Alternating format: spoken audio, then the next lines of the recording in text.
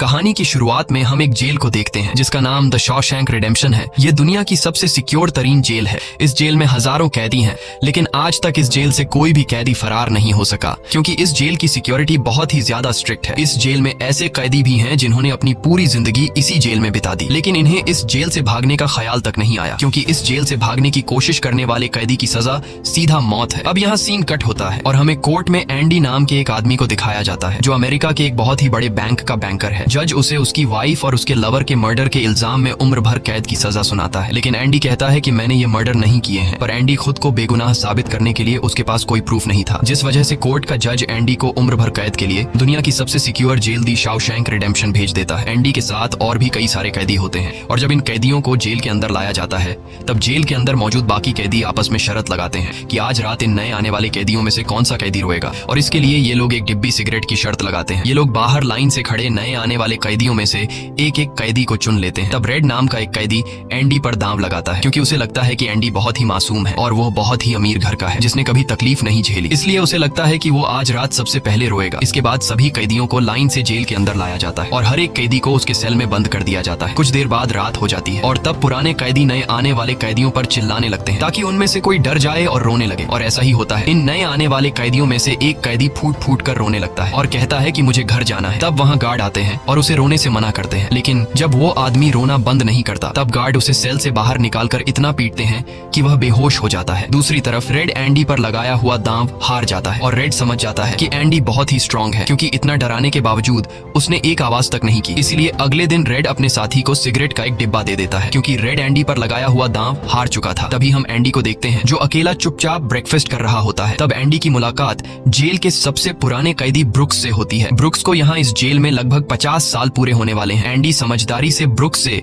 इस जेल के सभी छोटे बड़े रूल्स और हर एक कैदी के बारे में जानने की कोशिश करता है। तब ब्रुक्स एंडी को जेल का हर एक सीक्रेट बता देता है और वो एंडी से कहता है कि अगर तुम्हें जेल के बाहर से कुछ मंगवाना हो तो रेड नाम के कैदी के पास जाना। ये सुनते ही एंडी भी इंतजार नहीं करता और वह सीधा रेड के पास पहुंच जाता है और रेड से कहता है कि मैंने सुना है तुम बाहर से किसी भी चीज को अंदर मंगवा सकते हो। तब रेड कहता है हाँ मैं मंगवा सकता हूँ, लेकिन ऐसी चीज जो यहाँ से भागने या फिर किसी को मारने में काम ना आती हो। एंडी रेड से कहता है कि मुझे हैमर यानी एक हथौड़ा चाहिए। हथौड़े का नाम सुनते ही रेड कहता है कि तुम्हें हथौड़ा ही क्यों चाहिए, क्या तुम हथौड़े से किसी को मारने वाले तो नहीं हो? तब एंडी कहता है नहीं, मैं किसी को मारने वाला नहीं हूँ, मेरा यहाँ कोई भी दुश्मन नहीं है। ये सुनकर रेड कहता है कि तुम्हारा यहाँ दुश्मन तो नहीं है, लेकिन जल्द ही कुछ लोग तुम्हारे दुश्मन बनने वाले हैं। वो कुछ लोगों की तरफ इशारा करके एंडी को वार्न करता है कि इन लोगों की गंदी नजर तुम पर है, इसलिए इनसे बच कर रहना। अगले दिन एंडी के कहने पर रेड उसके लिए हैमर मंगवा देता है और जब वो हथौड़ा देखता है तो रेड हंसने लगता है क्योंकि हथौड़ा साइज में बहुत ही छोटा होता है और रेड मन ही मन सोचता है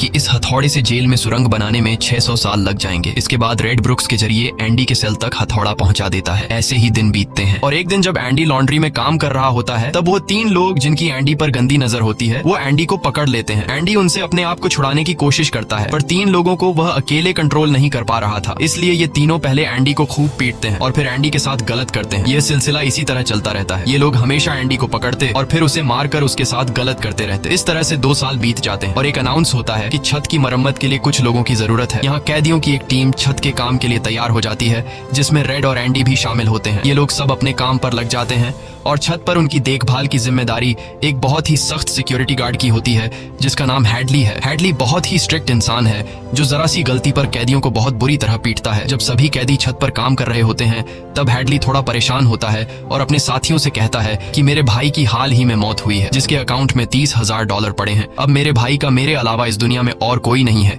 इसलिए उसके पैसे पर मेरा हक बनता है। लेकिन परेशानी की बात यह है कि जब मैं इन $30,000 को अपने अकाउंट में ट्रांसफर करूंगा तब सरकार मुझसे टैक्स के रूप में सारे पैसे ले लेगी। हैडली जब अपने साथियों से यह बातें कर रहा था तब एंडी भी इसकी सारी बातें सुन लेता है। एंडी जो कि एक बहुत बड़ा बैंकर है उसे पता था कि इन पैसों को बिना गवर्नमेंट को टैक्स दिए कैसे निकाला जा सकता है। इसके बाद एंडी बिना सोचे हैडली के पास जाता है और उससे कहता है कि क्या तुम अपनी बीवी पर भरोसा करते हो? ये बात सुनते ही हैडली को गुस्सा आ जाता है और वह एंडी को पकड़कर छत के किनारे ले जाता है, लेकिन उसे नीचे फेंकने से पहले एंडी उसे बताता है अगर तुम अपनी बीवी पर भरोसा करते हो कि वह तुम्हें धोखा नहीं देगी तो तुम आसानी से अपने भाई के पैसे अपनी वाइफ के अकाउंट में ट्रांसफर कर सकते हो, वह भी बिना टैक्स दिए, क्योंकि गवर्नमेंट का एक रूल है कि कोई भी इंसान अपनी पत्नी को पूरे जीवन में $60,000 तक गिफ्ट कर सकता है और इन पैसों पर कोई टैक्स नहीं लगता। और एंडी ये भी कहता है कि अगर तुम बाहर से किसी लॉयर को रखोगे तो वह तुमसे बहुत ज्यादा पैसे चार्ज करेगा, लेकिन मैं ये काम तुम्हारे लिए फ्री में कर सकता हूँ। तब हेडली पूछता है, बदले में तुम्हें क्या चाहिए? इस पर एंडी मुस्कुराते हुए कहता है, मुझे कुछ नहीं चाहिए। जब तुम्हारा काम हो जाए तुम बस मेरे सारे दोस्तों को बियर पिला देना। और अगले दिन सभी कैदी छत पर बैठकर बियर का मजा ले रहे होते हैं। यानी एंडी ने हेडली का काम कर दिया था, लेकिन एंडी बियर नहीं पीता। वह एक कोने में बैठकर सभी को बियर पीते देखकर खुश होता है। एंडी के साथी भी उससे बहुत खुश होते हैं, क्योंकि जेल में बियर पीना ऑलमोस्ट इम्पॉसिबल था, लेकिन एंडी की वजह से उनकी यह इच्छा पूरी हुई। फिर समय ऐसे ही बीतता है और एंडी और रेड की दोस्ती गहरी हो जाती है। कुछ दिन बाद जेल में सभी कैदियों को फिल्म दिखाई जाती है और सभी लोग रीटा हेवर्थ की फिल्म देख रहे होते हैं। तब एंडी रेड के पास आकर कहता है, मुझे रीटा हेवर्थ का एक बड़ा पोस्टर चाहिए। एंडी रेड से इसलिए पोस्टर मांगता है क्योंकि पूरे जेल में एक रेड ही था जो बाहर से किसी भी चीज को मंगवा सकता था। इसके बाद एंडी बाहर निकलता है, लेकिन जैसे ही वह बाहर आता है वहाँ वही 3 लोग खड़े होते हैं जो एंडी के साथ गलत करते थे। वह एंडी से कहते हैं, चलो हमारे साथ, लेकिन इस बार एंडी मना कर देता है। एंडी के मना करने पर वो लोग उसे पकड़ लेते हैं और उसके साथ जबरदस्ती करने की कोशिश करते हैं, लेकिन एंडी भी उनका मुकाबला करता है। पर वो लोग 3 होते हैं, जिस वजह से वो एंडी को बहुत ही बुरी तरह से पीटते हैं। पर आज ये लोग एंडी के साथ कुछ कर नहीं पाते, लेकिन एंडी को ये लोग इतना मारते हैं कि एंडी 1 महीने के लिए अस्पताल में चला जाता है। और साथ ही वो आदमी जिसने एंडी को मारा होता है उसे 1 हफ्ते के लिए काल कोठरी में डाल दिया जाता है। 1 हफ्ते बाद जब वो वापस अपने सेल में आता है तो वहाँ पर वही ऑफिसर होता है जिसका एंडी ने $30,000 का टैक्स बचाया था। और इस ऑफिसर को किसी ने बता दिया था कि एंडी को इस आदमी ने इतना मारा है कि वो बेचारा 1 महीने के लिए अस्पताल में चला गया है। अब यहाँ वो ऑफिसर उस आदमी को इतनी बुरी तरह से मारता है कि वो हमेशा के लिए पैरालाइज हो जाता है। 1 महीने बाद जब अस्पताल से एंडी वापस अपने सेल में आता है तब उसे अपने सेल में रीटा हेवर्थ का एक बड़ा पोस्टर मिलता है, जो कि असल में एक वेलकम गिफ्ट होता है रेड की तरफ से। इस तरह से दिन गुजरते हैं और एक दिन जेल का वार्डन सिक्योरिटी गार्ड के साथ एंडी के सेल में आता है और उसके सेल की तलाशी करवाता है। सेल की चेकिंग लेने के बाद जब वार्डन को कुछ नहीं मिलता तब वार्डन की नजर सामने लगे पोस्टर पर पड़ती है। वार्डन कहता है कि वैसे तो मैं सेल में पोस्टर अलाउ नहीं करता, पर तुम इसे अपने सेल में लगा सकते हो। दरअसल तलाशी तो एक बहाना होता है। वार्डन को इस ऑफिसर ने बताया था कि किस तरह से एंडी ने उसका $30,000 का टैक्स बचाया, इसीलिए वार्डन अपने फायदे के लिए एंडी से मिलना चाहता था। एंडी के हाथ में बाइबल होती है जिसे वह ले लेता है और बाइबल को लेकर वह यहाँ से निकल जाता है। पर कुछ ही दूर जाने के बाद वह वापस लौट कर आता है और उसके हाथ में जो एंडी की बाइबल होती है वह उसे लौटाते हुए कहता है कि मुक्ति इसी में है। अगले दिन वार्डन एंडी को अपने ऑफिस में बुलाता है और कहता है कि तुम्हारे जैसे इंटेलिजेंट आदमी को जेल की सलाखों के पीछे नहीं रहना चाहिए। इसलिए वार्डन एंडी को लाइब्रेरी का असिस्टेंट बना देता है। लाइब्रेरी में वही बुक्स नाम का बूढ़ा आदमी होता है जो कई सालों से लाइब्रेरी संभाल रहा है। तभी वो ऑफिसर जिसके लिए एंडी ने $30,000 बचाए थे वह एक दूसरे ऑफिसर को एंडी के पास लेकर आता है। असल में उसे ITR का मसला था जिसे कुछ ही मिनटों में एंडी भर देता है, जिस वजह से पूरे जेल में एंडी के चर्चे होने लगते हैं। जैसे जैसे साल बीतते हैं एंडी के पास काम बढ़ता चला जाता है, जिस वजह से एंडी को अपने पास एक असिस्टेंट की जरूरत पड़ती है और वो अपना असिस्टेंट अपने सबसे अच्छे दोस्त रेड को बनाता है। एक दिन लाइब्रेरी में ब्रुक्स एक कैदी के गले पर चाकू रख देता है और वो उसे बिना वजह मारने की धमकी देता है। असल में सरकार ने उसकी सजा माफ कर दी है, पर वो इस जेल को छोड़कर नहीं जाना चाहता। आज उसे इस जेल में पूरे 50 साल हो चुके हैं। उसकी पूरी जिंदगी इसी जेल में बीत गई है और वो बिल्कुल भूल चुका है कि बाहर की दुनिया कैसी है।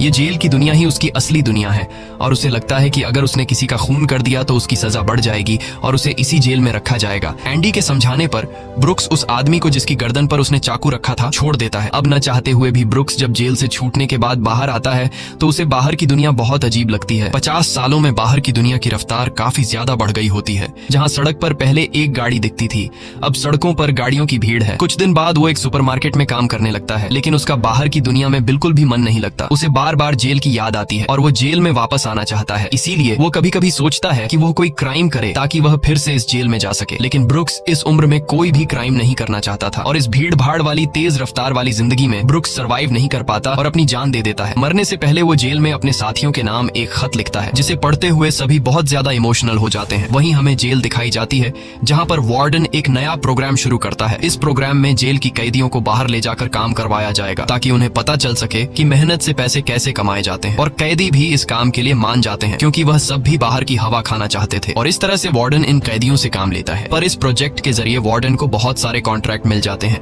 क्योंकि जेल के कैदियों की लेबर बहुत सस्ती होती है और जो बाहर की लोकल कंस्ट्रक्शन लेबर की टीम होती है उन्हें कहीं पर भी काम नहीं मिलता क्योंकि वार्डन उनका काम आधी कीमत पर अपने कैदियों से करवाता है। और वार्डन आधी कीमत पर काम इसलिए करता है क्योंकि कैदी कोई लेबर तो थे नहीं जिनको वार्डन दिहाड़ी दे पाता। इसलिए वार्डन फ्री में कैदियों से काम करवाकर बहुत सारा पैसा कमाने लगता है और उसका यह पैसा ब्लैक का होता है। लेकिन एंडी एक बैंकर होने की वजह से वार्डन का सारा ब्लैक मनी व्हाइट में बदल देता है। दरअसल एंडी इन पैसों को एक ऐसे आदमी के नाम पर जमा करता है जो इस दुनिया में है ही नहीं, और वह उसके अकाउंट में सारा पैसा ट्रांसफर कर देता है ताकि अगर कल को पुलिस को पता भी चल जाए तो पुलिस एक ऐसे आदमी को ढूंढ रही होगी जो इस दुनिया में कभी पैदा ही नहीं हुआ। अब यहाँ जेल में एक नया कैदी आता है जिसका नाम टॉमी है। टॉमी बहुत यंग होता है और वह इस छोटी सी उम्र में कई सारी जेलों में जा चुका है। टॉमी एक बहुत ही फ्रेंडली नेचर का था, इसलिए उसकी जल्द ही जेल में बहुत से कैदियों से दोस्ती हो जाती है। एक दिन खाने की टेबल पर टॉमी सबसे कहता है कि मैं पिछले कई सालों से चोरी कर रहा हूँ, इसलिए मैं यहाँ की कई सारी जेलों में जा चुका हूँ और इस बार भी मैं चोरी की वजह से इस जेल में आया हूँ। टॉमी की बात सुनते हुए एंडी उसे कहता है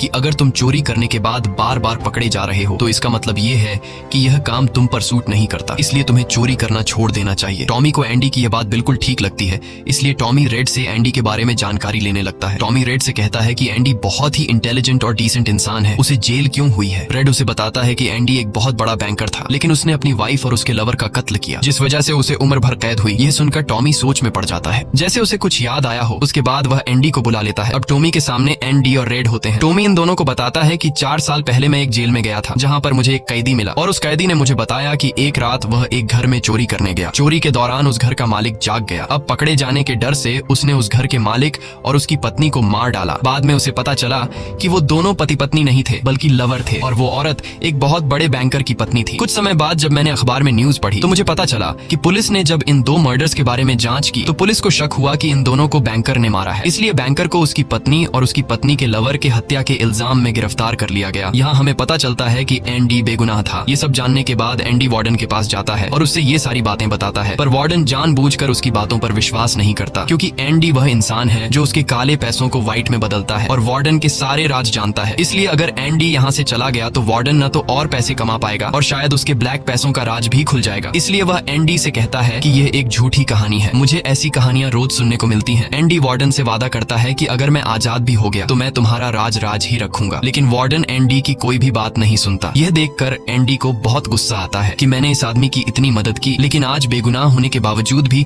मुझे ये बाहर नहीं जाने दे रहा, इसलिए एंडी वार्डन पर चिल्ला पड़ता है। तब वार्डन एंडी को 1 महीने के लिए काल कोठरी में डाल देता है और उसके बाद वह सीधे टॉमी के पास जाता है और वार्डन टॉमी से पूछता है कि क्या तुमने जो बातें एंडी को बताई हैं वह सारी सच हैं। टॉमी कहता है हाँ ये बिल्कुल सच है। इसके बाद वह टॉमी से कहता है कि क्या अगर तुम्हें कोर्ट में बुलाया जाए तो तुम कोर्ट में इस बात की गवाही दे सकते हो। तब टॉमी कहता है हाँ मैं इसके लिए तैयार हूँ। ये सुनते ही वार्डन ऊपर गार्ड को इशारा करता है और वह गार्ड टॉमी को गोलियों से छलनी कर देता है। इसके बाद वार्डन एंडी के पास जाता है और उसे कहता है कि टॉमी ने भागने की कोशिश की थी इसलिए उसे गोली मार दी गई, लेकिन एंडी समझ जाता है कि टॉमी को क्यों मारा गया और एंडी मन ही मन सोचता है कि वार्डन बहुत ही घटिया इंसान है। एंडी वार्डन से कहता है कि आज के बाद मैं तुम्हारा काम कभी नहीं करूंगा। तब वार्डन कहता है कि मेरा काम तो तुम्हें ही करना पड़ेगा वरना मैं यह जेल तुम्हारे लिए नरक बना दूंगा, और जाते हुए वार्डन सिक्योरिटी गार्ड से कहता है कि उसे 1 और महीने के लिए काल कोठरी में रखो। काल कोठरी एक बहुत ही खौफनाक जगह थी जहाँ काले अंधेरों में कैदी को पूरे 1 महीने रहना पड़ता था। अब एंडी इस काल कोठरी में 1 महीना तो बिता चुका था लेकिन अब उसे 1 और महीना उसी अंधेरे वाले छोटे से कमरे में बिताना पड़ेगा। बाहर पूरे जेल में ये खबर फैल जाती है कि एंडी उस गुनाह की सजा काट रहा है जो उसने कभी किया ही नहीं था। जेल के अंदर मौजूद सभी कैदियों को एंडी के लिए बहुत दुख होता है। अब काल कोठरी में पूरे 2 महीने गुजारने के बाद जब एंडी बाहर आता है तो रेड उसके पास आता है। एंडी रेड से पूछता है कि क्या तुम कभी इस जेल से बाहर निकल पाओगे। रेड कहता है हाँ, लेकिन तब जब मैं बहुत बूढ़ा हो गया होऊंगा और मेरा दिमाग काम करना बंद कर देगा। एंडी कहता है कि मैं यहाँ से निकलकर मेक्सिको जाऊंगा। मेक्सिको में समुद्र किनारे एक बहुत खूबसूरत जगह है। कहा जाता है कि इंसान अपने आप को वहाँ खो देता है। मैं वहाँ अपना एक रेस्टोरेंट खोलूंगा, समुद्र किनारे अपनी नाव की रिपेयर करूंगा और वहाँ मुझे एक जोगाड़ी आदमी की जरूरत पड़ेगी जो मेरे लिए बाहर से सामान लाया करेगा। असल में वह रेड की तरफ इशारा कर रहा था। रेड ये सुनकर कहता है कि उम्मीद बहुत खतरनाक चीज होती है, ये इंसान को पागल तक कर देती है। तुम्हें सच्चाई की दुनिया में वापस लौटना होगा। मेक्सिको यहाँ से बहुत दूर है। ये कहकर रेड वहाँ से जाने लगता है, लेकिन जाने से पहले एंडी रेड से कहता है कि वादा करो कि अगर तुम कभी यहाँ से रिहा हुए तो मेरा एक काम करोगे। रेड कहता है हाँ मैं जरूर करूंगा। तब एंडी रेड को एक एड्रेस बताता है और कहता है कि जब भी तुम यहाँ से छूट जाओ तो उस जगह जाना जहाँ एक बड़े मैदान के बीच एक खूबसूरत पेड़ है। उसी पेड़ के नीचे मैंने अपनी वाइफ को प्रपोज किया था। वह रेड से कहता है कि उसी पेड़ के नीचे एक दीवार के अंदर तुम्हें काले रंग का पत्थर मिलेगा जिसके नीचे मैंने एक बॉक्स छिपाया है, और जब भी तुम रिहा हो जाओगे तो वहां जाकर उस पत्थर के नीचे उस बॉक्स को देखना कि उसमें क्या है। यह कहकर एंडी वहां से चला जाता है और सीधा वार्डन के पास पहुंचता है। वह वार्डन का काम पूरा करके उसके सारे डॉक्यूमेंट्स एक खास तिजोरी में रखता है। डॉक्यूमेंट्स रखने के बाद वार्डन एंडी को अपने कपड़े देता है। वह एंडी से कहता है कि मेरे कपड़े प्रेस करवा देना और मेरे जूतों को शीशे की तरह चमका देना। इसके बाद एंडी वापस अपने सेल में आ जाता है। वहीं दूसरी तरफ रेड आज रात बहुत परेशान होता है क्योंकि उसे डर था कि एंडी कहीं खुद को मार न दे। इस तरह से रात गुजर जाती है और सुबह होती है। सुबह होते ही सभी कैदियों के सेल के दरवाजे खुल जाते हैं और सभी कैदी बाहर आ जाते हैं, लेकिन एंडी सेल से बाहर नहीं आता। ये पिछले 20 सालों में पहली बार ऐसा हो रहा था कि कोई कैदी सुबह अपने सेल से बाहर नहीं आया। तब रेड की नजर भी एंडी के सेल की तरफ होती है और रेड की परेशानी बढ़ती रहती है कि कहीं एंडी ने खुद को मार तो नहीं दिया। तभी एक गार्ड बहुत गुस्से में एंडी के सेल की तरफ जाता है, लेकिन वहां पहुंचकर जब वह देखता है तो उसकी आंखें खुली की खुली रह जाती हैं क्योंकि अंदर सेल में कोई भी नहीं था और एंडी वहां से फरार हो चुका था। अब हम वार्डन को देखते हैं जो अपने जूते पहनने के लिए निकालता है, लेकिन उस बॉक्स में उसके नहीं बल्कि एंडी के पुराने जूते होते हैं। और तभी पूरे जेल में सायरन बजने लगता है और यह सायरन होता है किसी कैदी के भागने का। वार्डन तेजी से एंडी के सेल में जाता है और वहां वह देखता है कि एंडी नहीं है। इसके बाद वह सिक्योरिटी गार्ड से कहता है कि जाओ और रेड को बुलाकर लाओ क्योंकि वह हमेशा एंडी के साथ रहता था। यहाँ पर रेड को भी बुलाया जाता है। वार्डन रेड से पूछता है कि यह एंडी कहाँ है। रेड कहता है कि मुझे क्या पता। इस बात पर वार्डन को बहुत गुस्सा आता है। वह कहता है क्या वह कोई भूत था जो रातों रात यहाँ से गायब हो गया। गुस्से में वार्डन वहाँ पड़े पत्थर उठाता है और उनसे गार्ड्स और रेड को मारने लगता है और एक पत्थर वह उस पोस्टर पर भी मारता है जो दीवार पर लगा होता है, पर पत्थर टकराकर नीचे नहीं गिरता बल्कि पोस्टर के आर पार हो जाता है। और जब वार्डन उसके अंदर हाथ डालता है तो देखता है कि एंडी ने वहाँ एक बहुत बड़ी सुरंग बना रखी थी जिसे देखकर सब हैरान हो जाते हैं क्योंकि यह दीवार बहुत मजबूत होती है। बिना मशीन के इस दीवार में सुरंग बनाना लगभग नामुमकिन था, पर एंडी ने नामुमकिन को मुमकिन कर दिखाया और यहाँ से फरार हो गया। इसके बाद सभी गार्ड्स वहाँ जाते हैं जहाँ से एंडी बाहर निकला था। वहाँ उन्हें एंडी के पुराने कपड़े और वह हथौड़ी मिलती है जो आज से 20 साल पहले एंडी ने रेड से मंगवाई थी। ये वही हथौड़ी होती है जिससे पिछले 20 सालों से एंडी अपनी सेल की दीवार में सुरंग बना रहा था। 20 सालों से एंडी ने यह काम इतनी बारीकी से किया कि किसी को पता तक नहीं चला। साथ ही दीवार से जो भी मिट्टी निकलती थी वह उसे अपनी जेब में रखकर ग्राउंड में बिखेर देता था। एंडी ने आखिरी बार जब वार्डन के लिए काम किया था तो वह वार्डन के काले पैसों के सारे डॉक्यूमेंट्स अपने पास रख लेता है और उसके पास जो उसकी बाइबल होती है वह उसे वार्डन की नजरों के सामने चालाकी से उसकी तिजोरी में रख देता है और एंडी वार्डन को ऐसे दिखाता है कि जैसे यह बाइबल नहीं बल्कि उसके डॉक्यूमेंट्स हैं। साथ ही वार्डन ने जो अपने कपड़े उसे प्रेस करने के लिए दिए थे, एंडी पहले वार्डन के कपड़ों को पहनता है और फिर उसके ऊपर अपने पुराने कपड़े पहन लेता है और वे जूते जो वार्डन ने उसे शीशे की तरह चमकाने के लिए दिए थे एंडी उन्हें पहनकर निकल जाता है। रात को जैसे ही सारी लाइट्स बंद होती हैं, एंडी अपने सेल में की गई सुरंग से बाहर निकलता है। इसके बाद वह एक गटर का पाइप तोड़ता है और उस पतले से गटर के पाइप में रेंगता हुआ उस जेल से फरार हो जाता है जिससे आज तक कोई भी भाग नहीं सका था। हालांकि एंडी जिस गटर के पाइप से रेंगता हुआ बाहर निकला था वह लगभग 2 किलोमीटर लंबा था। अगली सुबह एंडी उस बैंक में जाता है जहां पर वार्डन का सारा ब्लैक पैसा होता है। ये पैसे एक ऐसे आदमी के नाम पर होते हैं जो इस दुनिया में है ही नहीं। ये सारा डॉक्यूमेंट्स का खेल एंडी ने ही तो बनाया था और बैंक में उस अकाउंट के ओनर का जो सिग्नेचर था वह जेल से एंडी किया करता था। इसलिए एंडी को वार्डन का सारा पैसा निकालने में कोई मुश्किल नहीं होती। एंडी के पास उस आदमी के नाम के सारे डॉक्यूमेंट्स होते हैं, इसलिए एंडी बैंक्स में जाकर सारे पैसे निकाल लेता है और ये पैसे होते हैं $3,70,000। यानी कि एंडी न केवल आजाद हुआ बल्कि वह पैसों से मालामाल भी हुआ। और यहाँ हमें पता चलता है कि एंडी जिस दिन से उस जेल में एंटर हुआ था उसी दिन से वह इस काम की प्लानिंग कर रहा था। वार्डन ने एंडी के साथ जेल में बहुत बुरा सलूक किया था और उसने टॉमी को भी मार दिया था, इसलिए वह वार्डन के काले पैसों के सबूत मीडिया को देता है। अगली सुबह यह खबर न्यूज़पेपर में छप जाती है और जब वार्डन तिजोरी खोलकर देखता है तो उसमें उसके डॉक्यूमेंट्स नहीं बल्कि बाइबल होती है। बाइबल के पहले पेज पर एंडी ने लिखा होता है कि तुमने सही कहा था, मुक्ति इसी में है। और जब वार्डन पेज पलटता है तो वह देखता है कि वहां पर हथौड़ी का एक निशान होता है। दरअसल एंडी ने बाइबल के पेजेस को हथौड़ी की शेप में काटकर एक सांचा बनाया हुआ था जिसके अंदर वह अपनी हथौड़ी छिपाया करता था। और आज से 20 साल पहले जब वार्डन पहली बार एंडी की सेल में गया था और उसने एंडी की बाइबल उसके हाथ से लेकर वापस उसे लौटा दी थी, उस समय भी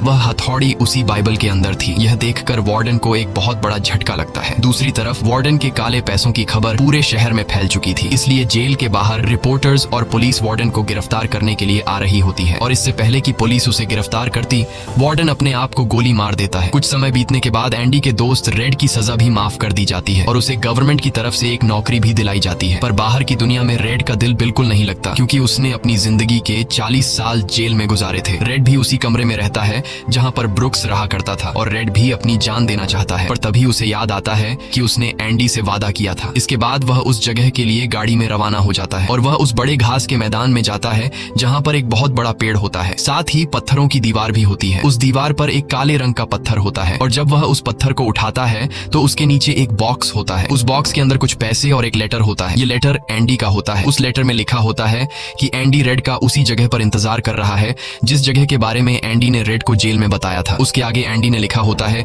कि उम्मीद अच्छी चीज होती है। इसके बाद रेड उस जगह पहुंच जाता है और जब वह समुद्र किनारे जाता है तो वो देखता है कि एंडी नाव में बैठकर अपनी नाव ठीक कर रहा है।